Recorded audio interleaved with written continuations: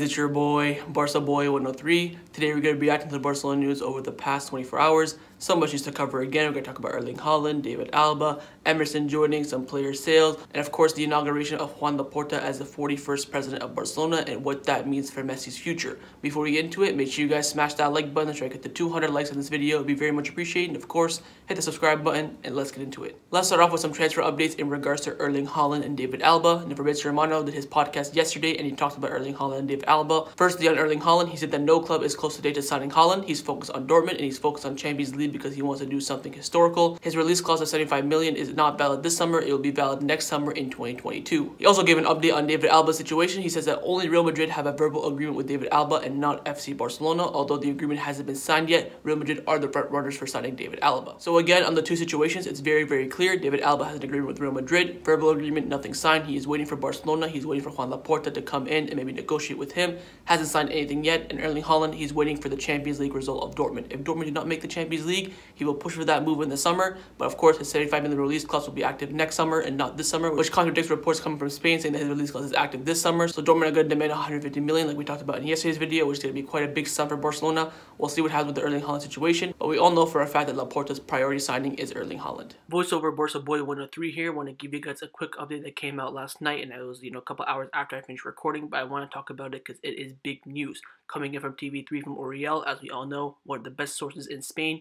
He came out saying a few days ago, Koeman contacted Depay's surroundings to tell them not to sign a pre-contract agreement with any other club. Koeman promised Depay that if he continues as a Barcelona manager, he will do everything he can to bring him to the Camp Nou.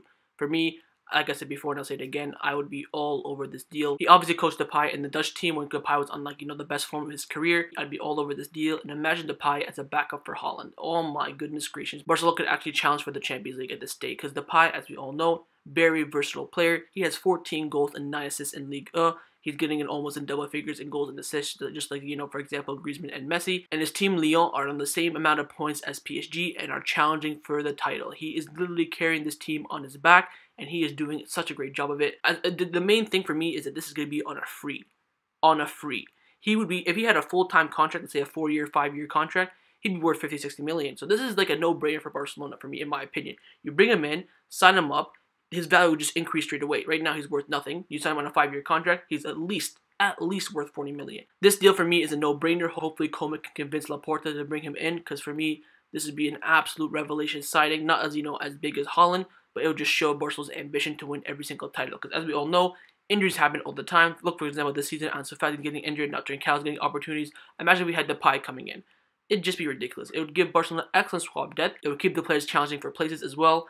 I'd be all over this deal. And of course, let me know your thoughts down below. Would you bring in Depay on a free deal? For me, an absolute yes. In that same podcast, Fabrizio Romano also gave us an update on Mingueza and Riqui Puig's contract situation. He says that Barcelona plans to activate the option to extend Oscar Mingueza's contract, which ends in June, for 2 more years. And the same situation with Riqui Puig. It's not done yet, but this is the intention of Barcelona. And Mundo Deportivo also came out back in that statement from Fabrizio Romano. They said that Barcelona want to execute the option to extend Oscar Mingueza's contract for 2 more years. He has become an important player for Ronald Koeman, playing 29 matches this season, which is quite ridiculous for a Barcelona B player. Real Betis, Sampdoria, and Brighton from the Premier League remain interested. So I do expect that Laporta will activate the 2-year extension of Mingueza and Riqui Puig. 2 reasons, of course, mainly because they deserve it, and secondly, to keep their value. Then he'll probably have to focus on renewing them next summer, because right now he has other priorities, Messi, Dembele, Haaland, Moriba as well. So he has other stuff on his plate right now, so he's definitely going to do that activation, then worry about both their situations next summer. This next one's coming in from Sport, saying that Napoli insists on signing Junior Firpo on a 2-year loan deal with an option to buy. Barcelona want to sell Firpo permanently as they want immediate money, and they value him at 20 million. Several Premier League clubs are also interested as well. I completely agree with Barcelona's stance on Firpo. You have to sell him. We need the money now. We're trying to get Erling Haaland. We also need money for something else we're going to talk about in a few seconds. All these loan deals and crap with the option to buy is not worth Barcelona's time. Maybe a 1-year loan with the obligation to buy. Make Barcelona think about it, but no option to buy. Barcelona not going to be thinking about loaning with an option to buy. That's not on the plate right now. Barcelona need the money now to improve the squad. This next one's coming in from Marcelo Bielsa. As we all know, he's a top journalist. He broke the Neymar news, Messi news, all that sort of stuff. He came out with the best news in my opinion over the past 24 hours. He said that Joan Laporta and FC Barcelona want to bring Emerson at the club next season. Barcelona will have to pay Real Betis $9 million to have the Brazilian. I'm over the moon with this decision from Barcelona and Joan Laporta. I think this is an absolute fantastic deal. So now with all the other funds that we need to get, we need $9 million now to retain Emerson, because as we all know, we did a joint deal with Real Betis. We paid half each. Then he joined them on the 2-year loan deal, and that half of the deal that Real Betis paid for that deal at the time, Barcelona had to pay them back for that. So that's, the deal that they had at the time. Main thing is for me is that Emerson will be joining Barcelona this summer, and I'm super happy about that. Quality player, has done so well at Betis, and he's exceeded expectation, and I'm so happy to see him come to Barcelona and compete with Des, because as we all know, Des has no competition, although Roberto is more of a midfielder.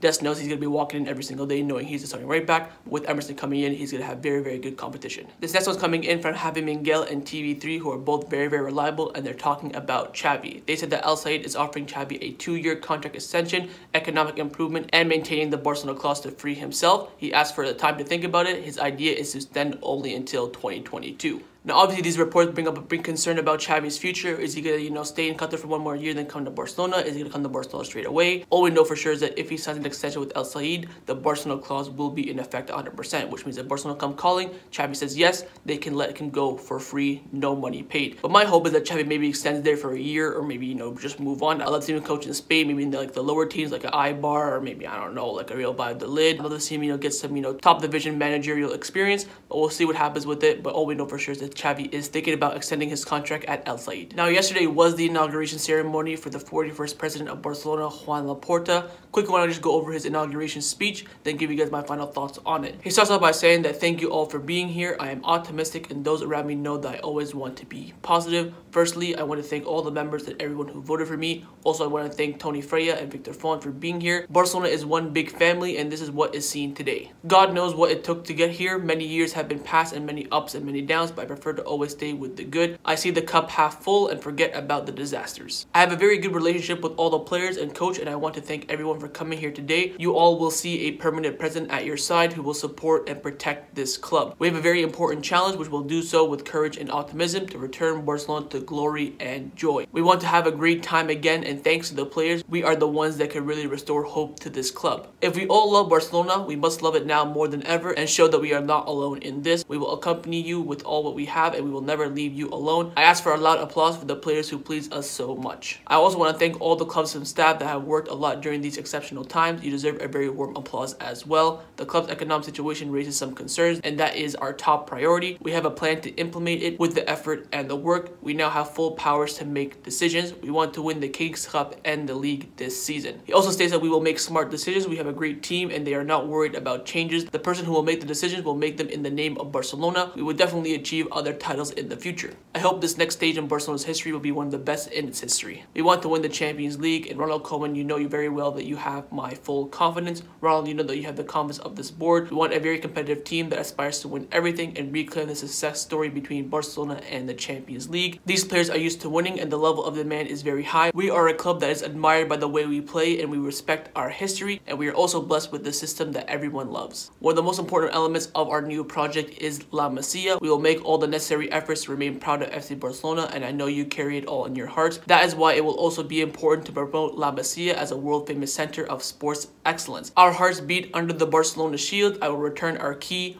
work, and be humble above all. Barcelona is more than just a club, and we go around the world. Through Barcelona, they get to know us in any corner of the planet, and we will be proudly carrying our values as a global club, always linked to the countries and centered to the defense of rights and freedoms. When we put UNICEF on the front of our shirt, we had a global impact, and even the players were proud to wear it on the t-shirt, and now we want to give another push to the UN development goals. I will do everything that I can to try to convince Leo to stay. We will try because he is the best player in history, and forgive me for telling you this in front of everyone here, but you know how much I love you, and you know how much I want you to stay. As the anthem says, we will work together. My assumption is that there will be a strong leadership at this club, and I say that with conviction. My teammates have passed on to it to me, and I will defend the club wherever the need arises and against that of the committee. I remember many years ago at the Camp Nou when I saw my father in tears streaming down his eyes during the inauguration. It was amazing. Wherever you are, help me do it again in the best way possible. Thank you all very much for being here. Visca al Barça e Visca Catalunya. That speech could not have been any more perfect. I commend Laporta for giving a heartfelt speech. It was absolutely beautiful. And of course, he called out two people. Koeman, he said to him, you better win the Copa del Rey and the league. And he also called out Lionel Messi in front of everyone, saying, look,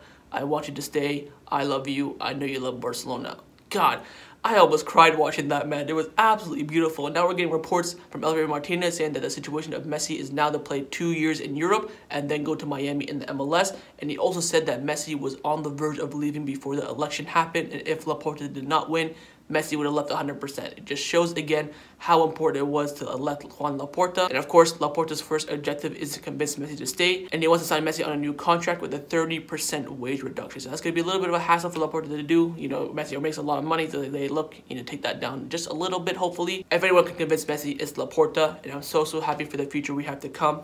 Barcelona is back. Now let's get into the news surrounding Barcelona over the past 24 hours. Firstly, coming in from Camp Nou saying that video captured from fans outside the training ground creates insecurity among the players. The club has met with the police to improve security in the training and matches. They want to prevent fans from causing accidents. Now, as you probably know, there are a lot of TikToks, a lot of videos going around of, you know, fans going up to the players' cars, putting their phones right against the cars, and you can see the inside of the car and where the players are doing. Kind of, you know, fun little things saying, oh, look, I've met Messi, all that sort of stuff. But we've been seeing the players starting to hate on the fans a lot. Telling, yo, go away, you do the same thing every day. We look the same. There's like no big difference. Stop doing it every day. It's very annoying. Of course, damages, you know, their mirror as well. And the players have had enough. You had Messi coming out fighting with the fans, Neto coming out, Griezmann coming out. Umtiti literally got out of his car and started fighting the fans as well. And they're trying to stop this now with security. Of course, all these shenanigans started to die down when Messi started talking about it. When he brought his window down to the fan, like, look, stop, why are you doing this every day? It's, you know, getting annoying now. And now the fans are trying to reconsider themselves, but of course you still have those idiots who do it every single day no matter what. So Barcelona are trying to improve on the security so that way they can prevent these fans from coming up to the players' cars. This next one's coming in from Camp Nou again, saying that there will be fans in the stadium for the Copa del Rey final in April. It is expected to occupy around 25 to 20%, which is about 12,000 to 15,000 fans at the capacity of the stadium. Also, ESPN came out saying that the last 8 matches of La Liga could be played with 25 to 30% spectators at the stadium. Thus, FC Barcelona could approximately have 29,000 fans at the Camp Nou for the last 4 home games of the season, which includes the big game against Atletico Madrid. This is absolute music to my ears. I think with fans in the stadium, it'll give the players a big boost. Of course, fans have not been in the stadium now for over a year in Spain, and I feel like the fans will really give a big boost to Barcelona, especially in the Atletico Madrid game. The amount of hype, the amount of fans singing, it's going to give the team a big boost, and I'm super happy about that. And if fans do return to the stadium, that also means that there will be fans for the El Clasico at the Alfredo Di Stefano Stadium. Speaking on the El Clasico, MD have come out saying that the El Clasico will probably take place on Saturday, April 10th, kickoff around 9 p.m. Central Eastern Time. Real Madrid will arrive to that match more tired because they will have the first leg of the quarterfinals of the Champions League that midweek. Nonetheless, I am very happy about the fans coming back to the stadium. The football misses fans. It's been such a long time. You just hear all the players talking and yelling.